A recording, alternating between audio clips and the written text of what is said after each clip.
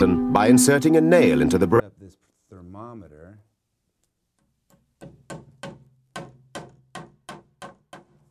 Right. I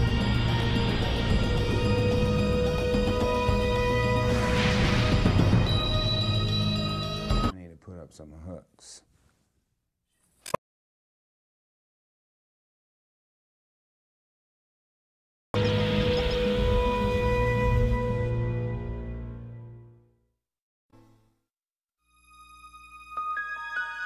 For centuries, the Shroud of Turin has mystified the world. This ghost-like image of a man imprinted on a linen cloth. Why is it proof of his suffering as described in the Bible? Crucifixion was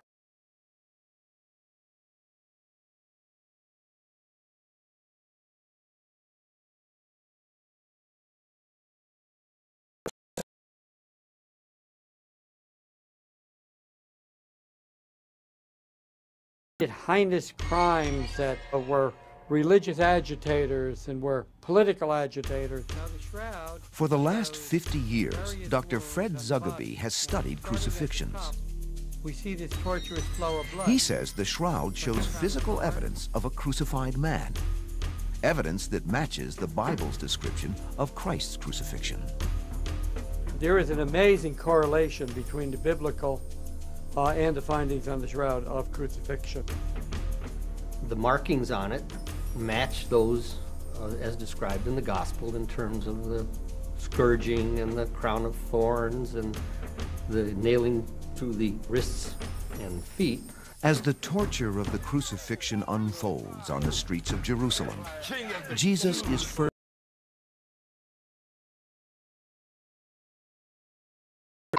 There are over 100 scourge marks counted on the shroud.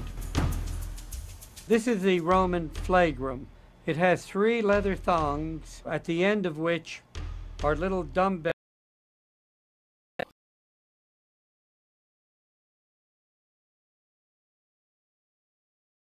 Penetrate the flesh, literally ripping skin area and some of the connective tissue with blood vessels and nerves. These dumbbell markings are very, very vividly shown on the Shroud of Turin. The people mock Jesus as King of the Jews and braid a crown of thorns for his head. Now, the crown of thorns, which is circled in a cap, would rupture little tiny capillaries, causing this type of feature. Also, you can see blood saturated in parts of the hair region. Jesus has been weakened by the beating, but he must still carry a beam weighing more than 100 pounds to a distance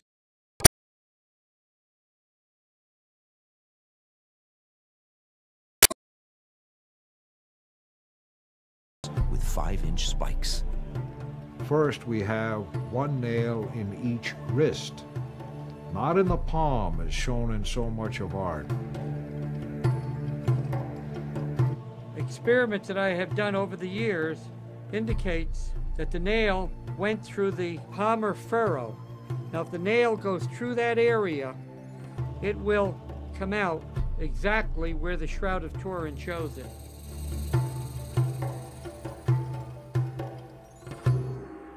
It is close to sundown on Friday when Jesus runs out of strength. The apostles watch as he takes his last breath.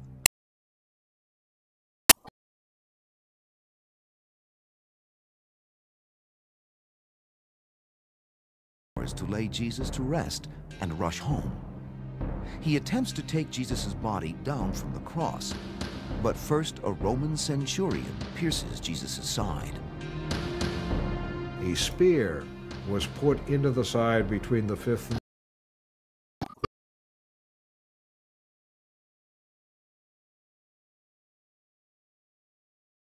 large area of blood which denotes the spear wound to the side.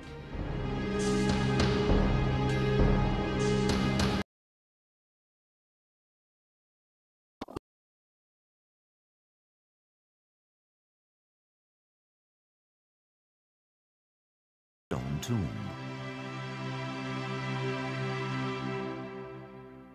On Sunday, Joseph returns to the cave, and what he discovers begins a controversy that will rage for the next 2,000 years.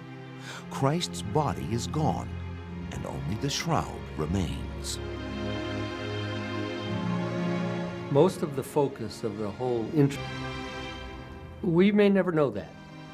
To me, the real significance is the story that's on the cloth.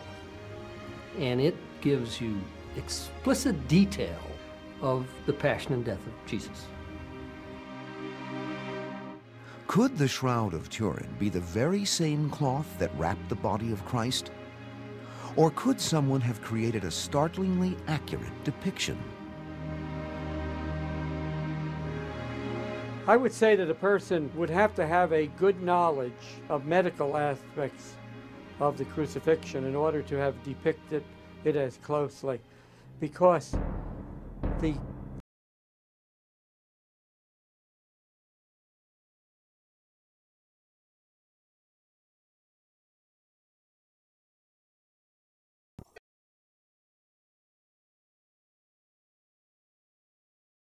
would take a trained eye to understand that.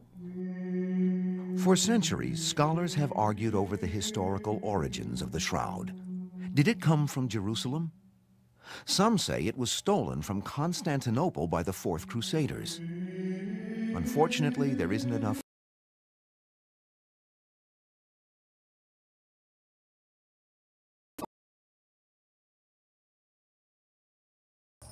What we have is an object whose history is very flimsy. I think that there is absolutely nothing that could prove that the shroud existed before the 13th century. We have archaeological, historical, and literary sources that help us understand it, that nothing else like the shroud could have ever been existed before the 13th century. The documented history of the shroud begins in Liry, France, in 1355. It is first owned by Geoffrey de Charny and eventually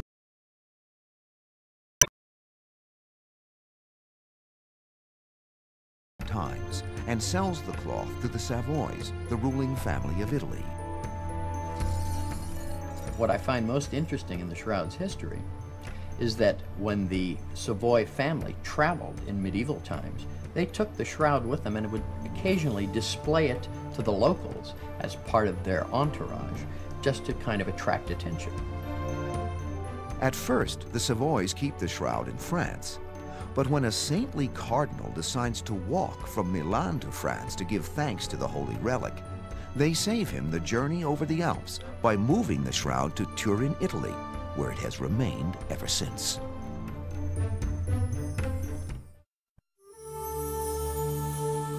For hundreds of years, the existence of the shroud inspired wonder in thousands. But the sacred relic was hidden away, considered to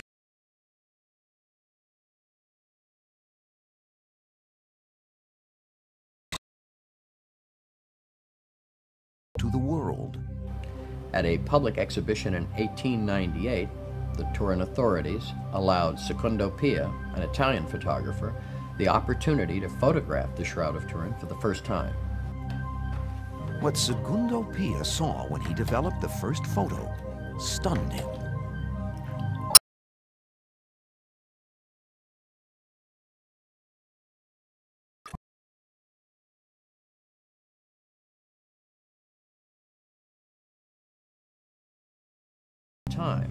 The world stood up and took notice of the Shroud of Turin, because how could somebody have created a negative image on a piece of cloth using an art form in a form that hadn't even been invented yet? Suddenly, the Shroud of Turin had become not just a matter of faith, but a matter of science.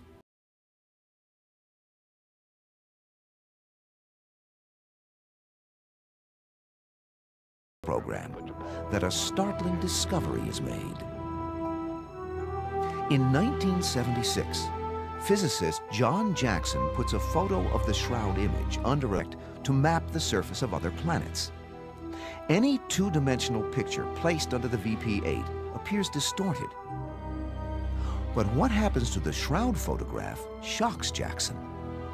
It is transformed into a vivid 3D type picture of both the face and body of the man on the shroud. And this, I think, was a real major breakthrough because it puts to test many different hypotheses.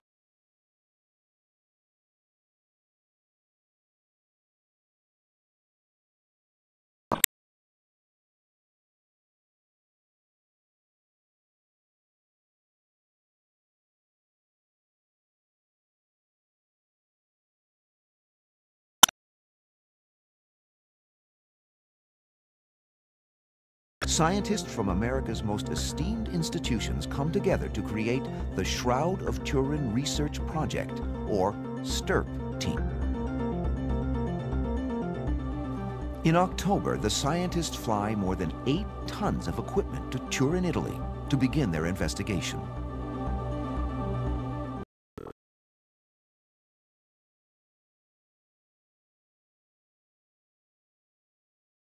Together was a common interest in a subject that really looked like a very challenging problem to science. Never before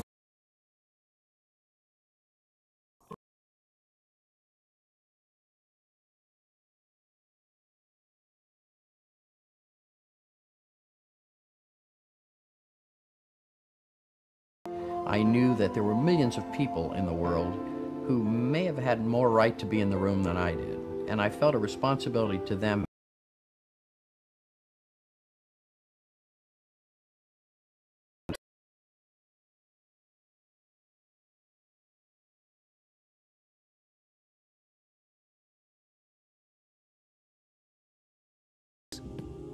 they test the shroud for 120 non-stop hours. The goals of the STURP team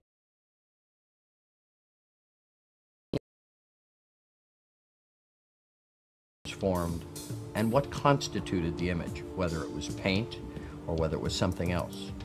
The scientists concluded that the image only penetrates less than a fiber deep, a characteristic not easily accomplished by the human hand.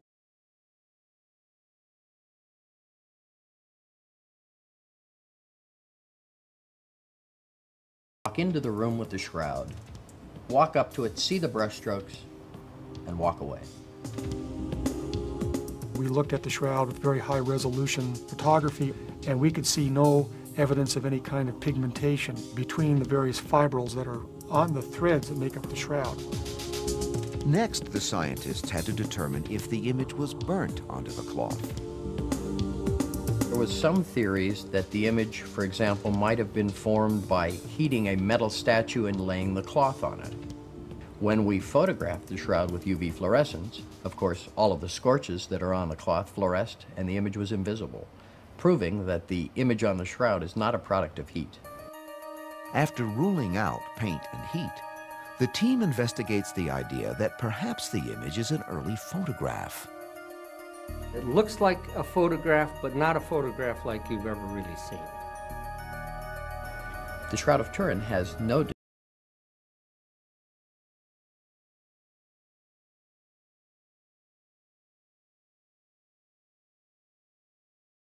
from overhead will cast shadows in the eye sockets, under the nose, under the chin.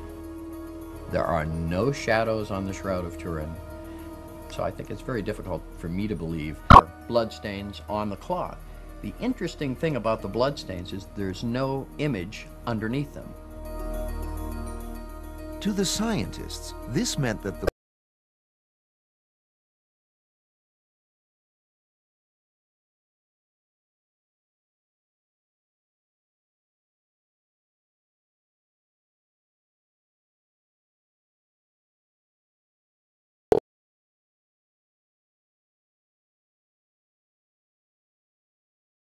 thought this far ahead?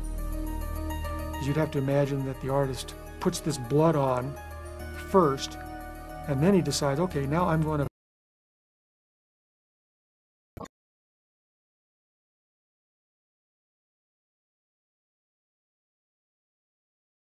and it's all going to be able to be very convincing to a 20th, 21st century audience.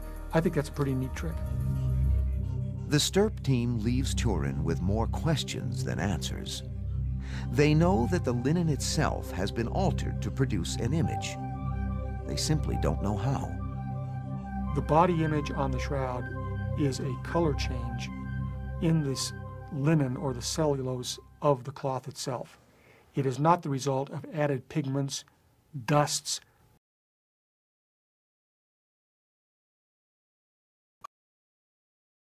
Investigation. A new group of scientists tries to piece together the puzzle using radiocarbon dating. There were people who had studied the shroud and were part of a shroud society who actually came to us and said, would you date the shroud? And one of the things that we had to think about, is this an appropriate thing for a scientific laboratory to be doing?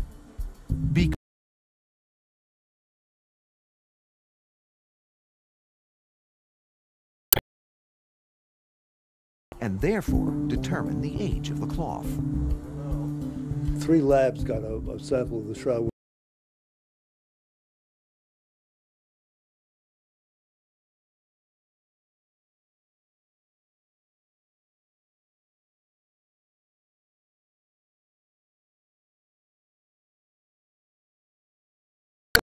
He said this, he said it dates to the year 1350.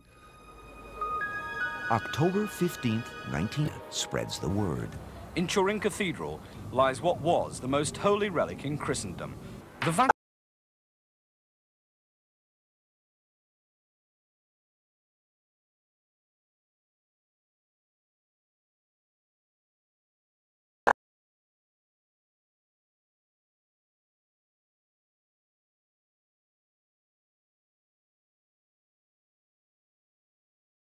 It's a load of rubbish. It's the defining moment. I mean, it's the moment that defined whether the shroud could possibly have been Christ's burial cloth. The carbon date that was retrieved by the 3 labs of 1260 to 1390 surely does happen coincidentally to match the date when the Shroud of Turin first appeared in Lire, France. I can only say that that's a coincidence and has no meaning beyond that. The radiocarbon dating completely agree with the historical and literary sources. What we know about the shroud, the carbon dating information, it virtually caused all serious shroud research to just come to a screeching halt in 1988, and it took about 7 years before it started to pick up and people continued to do further work on the shroud. 1532, Chambéry Cathedral, France. For its safekeeping, the Savoy family puts the shroud in a casket and hides it in a crypt behind a grille with 4 locks, each with a separate key.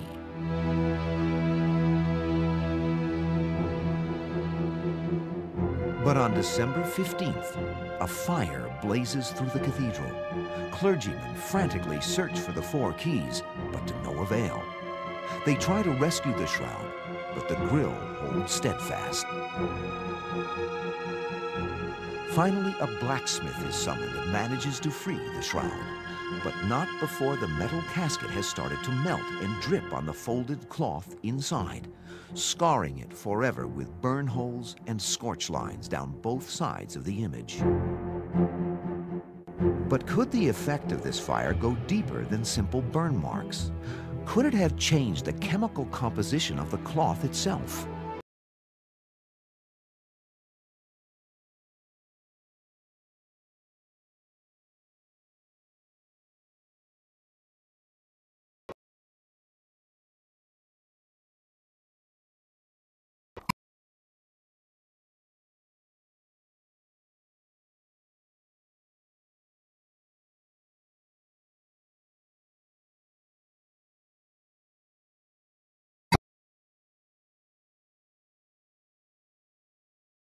Than 20 years of investigation, Jackson is still committed to resolving the riddle of the shroud.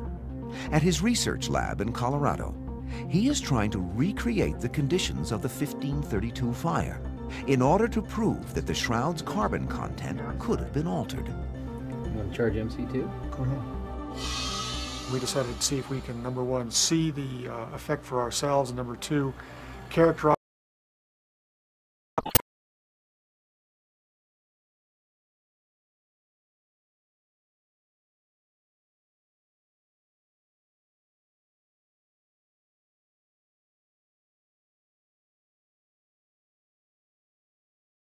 the date at all. There's no mechanism that I have heard that heat can cause a change in the isotope ratio of carbon. So I think that's not a possibility. Jackson points out that the carbon dating labs assumed they had tested the original shroud linen. He now hopes to prove that the 1532 fire could have changed the composition of the cellulose in the linen. at the time of the 1532 fire. The box that the shroud was folded up in, we assume, was interlined with wood, although the outside was probably metal, silver. It was probably charring, giving off copious amounts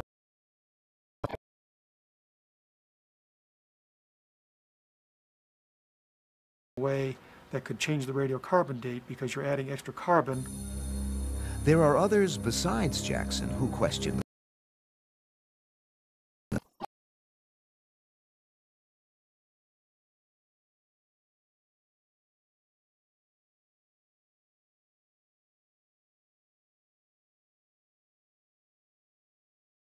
In 1973, Swiss criminologist Dr. Max Frey lifted samples of the shroud's surface debris on sticky tape. Frey knew that since the beginning of the shroud's documented history in the 1300s, the cloth remained in Europe.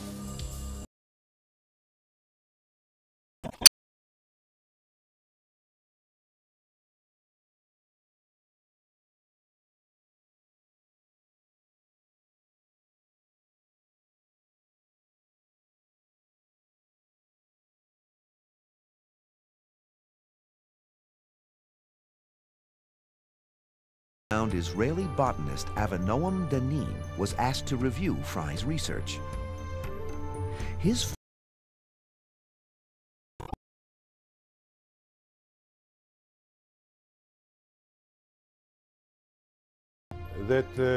finding them on the shroud tell us about the geography and tell us where the shroud came from. The first one, Zygophyllum dumosum, with very typical leaves. This plant is growing only in Israel. The other plant that is a very important indicator for the origin of the shroud is this thistle. This is Gundelia tourneforti. The distribution area of the plant is only in the Near East. Upon further study, Danin pinpoints an area where all the pollens could be found. The fascinating thing was that the area where they could be brought together would be between Jerusalem and Hebron. What makes this so significant is that it indicates to us that the Shroud of Turin, at some point earlier than 1300s, had to have been in Palestine, which also indicates that the carbon dating has to be at least inaccurate. I think that most of the holy relics came from Palestine, came from the Middle East. The Shroud of Turin could come from that places, and the pollen analysis could confirm that geographical travel of the shroud. I'm open to the pollen studies, but I'm also kind of in a quandary as to how to interpret what these results would mean. And it is known in the Eastern Church that flowers are placed, this happened to the shroud once, and you probably have all kinds of pollens and flower parts that are on the cloth, then somehow we have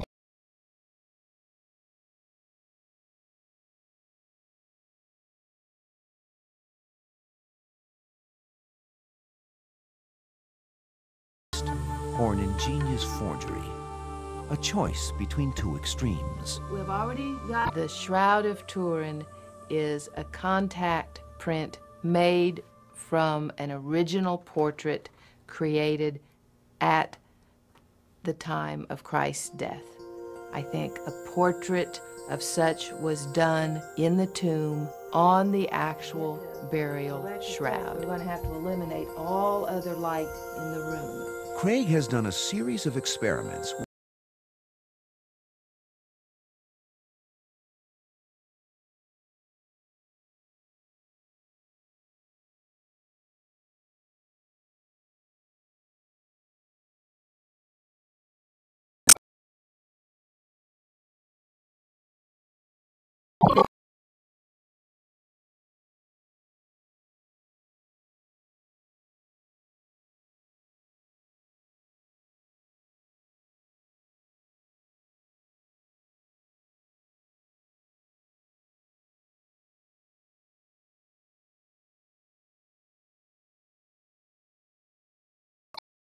Christ. And I'm going to literally draw what I see. using an iron oxide powder. Craig tries to produce an image with the same properties as the shroud. However,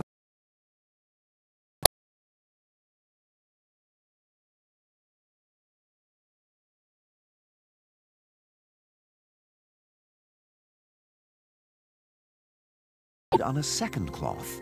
By pressing one cloth against the other, the image will transfer to only the uppermost fiber of the material. The second impression could have been made at any time.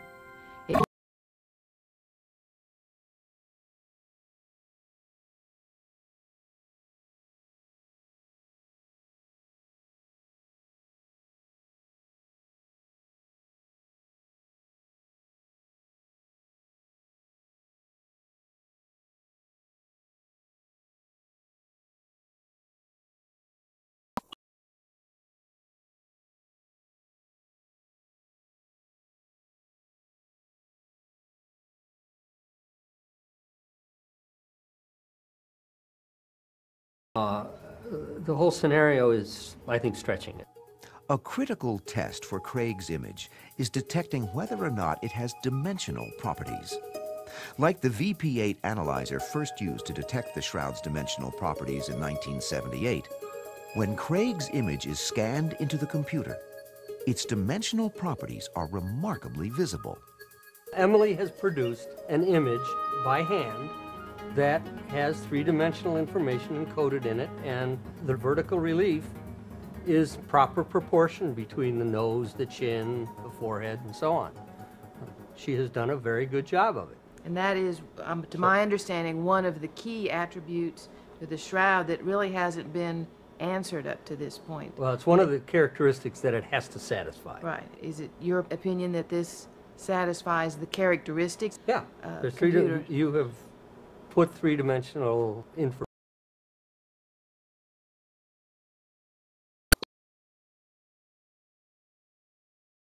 Now, in all fairness, this is only one of the characteristics that the image has to satisfy to basically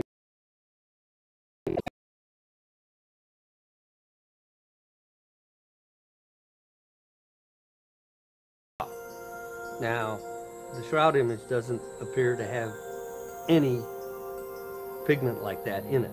So. Oh yeah, I've got a long way to go, but this is, like I said, this is just a testable hypothesis, and I think we've done a pretty good test here. So that's one giant step. Well, it's one. Yeah. Still, most of the STURP team disagrees with Craig's man-made image theory.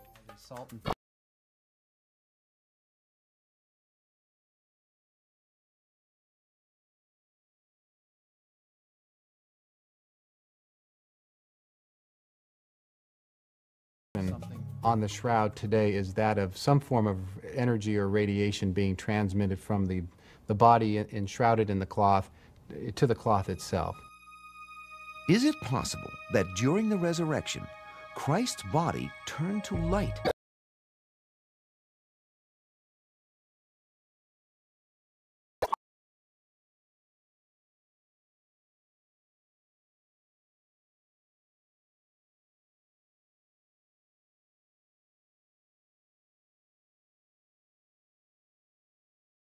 Emitted from the body and captured in order to create a very detailed human image.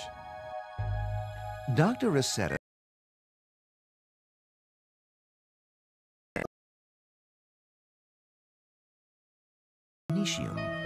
What we were able to do is demonstrate that a simple human model of a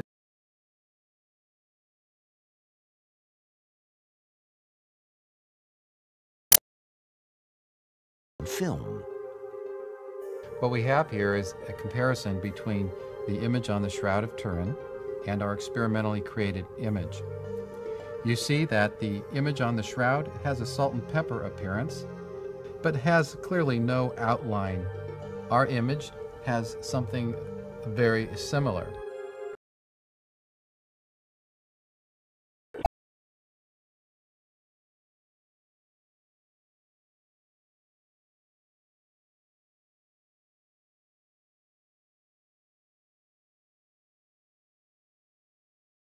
Torso and the extremities came strikingly similar to the shroud. Still, there are properties of the shroud image that a setter can't duplicate. The face of the shroud is so complicated and so remarkably three-dimensional, and the head and the face were not. We took great effort to emphasize that we in no way reproduce the exact characteristics seen on the shroud. We do not have any idea what form of radiation created the image on the shroud. A setter's image may not be perfect, but it includes two of the most difficult properties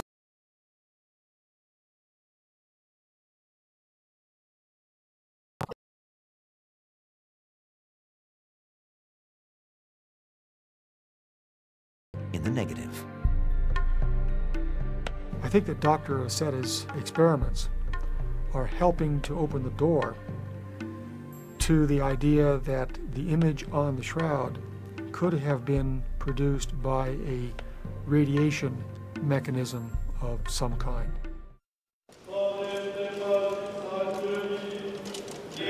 Today, the Catholic Church has serious concerns about the future and safety of the shroud. On April 11, 1997, the tranquility of a pleasant spring evening in Turin is shattered by a grievous event. La sera ero a casa con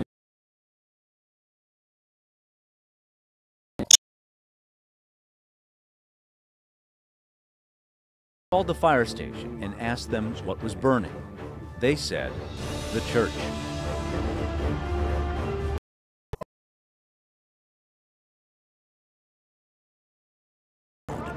Io che faccio questo lavoro sono 25 anni. In my 25 years as a firefighter, I've seen a lot of fires.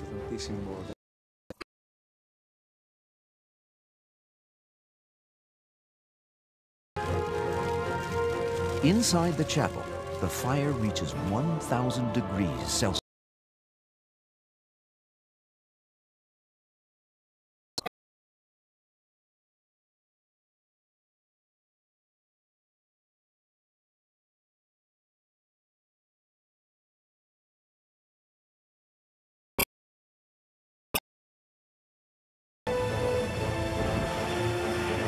With the constant threat of collapse hanging over their heads,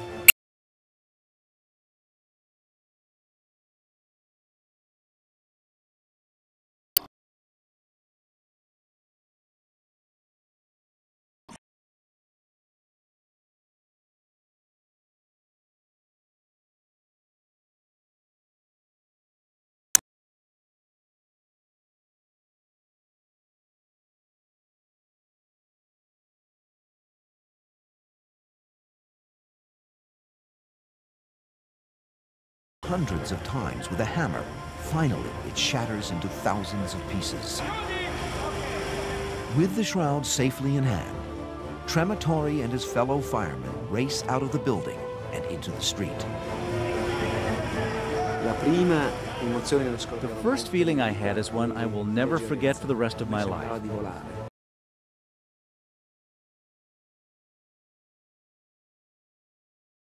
Lightness. I felt as if I was flying. Imagine carrying a heavy weight and not feeling it. Then I had a beautiful sensation. When Mario escapes from the cathedral, more than 5,000 people line the street, cheering and applauding their hero. aspettavano quel momento, ma io I don't remember anything of that moment. e non ricordo I didn't hear the applause of those people because inside of me there was an incredible sense of quiet. I couldn't hear any voices, not even my own.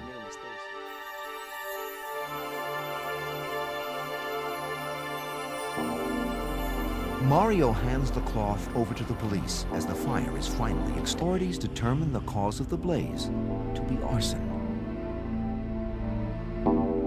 Church officials have increased security to guard against future terrorist acts. But time continues to oxidize and darken. The problem with that is we don't know at what rate the background is darkening. It's possible that at some point in future time, the image on the shroud will be invisible. In hopes of slowing down its aging process and protecting it from further harm, the church recently built a multi-million-dollar high-tech display case for the sacred relic. The case is sealed, it is air-conditioned, dehumidified, it is pumped in. The church has decided to put an end to experiments on the shroud.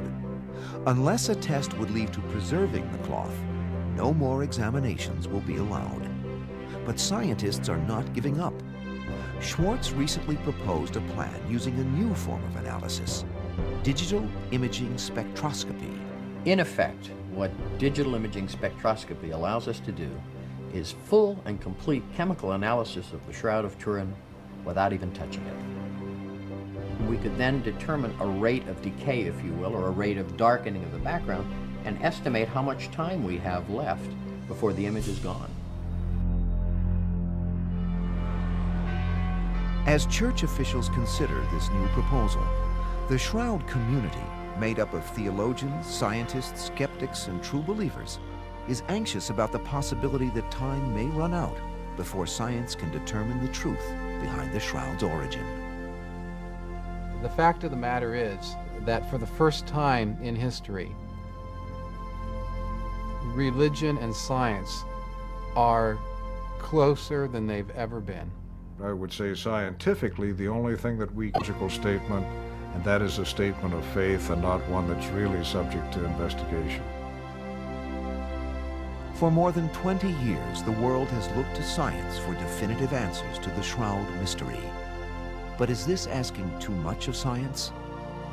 And I think ultimately it comes down to the individual making up their own minds about the shroud rather than some group of scientists or whatever making proclamations as to what they think this is, and then everybody's supposed to believe that. We should all be involved in this. You get to a point with the Shroud of Turin where you have to stop and say, wait a minute, what does it really mean? But I stated that if scientists ever do reach a consensus, the Church will abide by it. To discover more about this and any other topics, try the search engine at historychannel.com.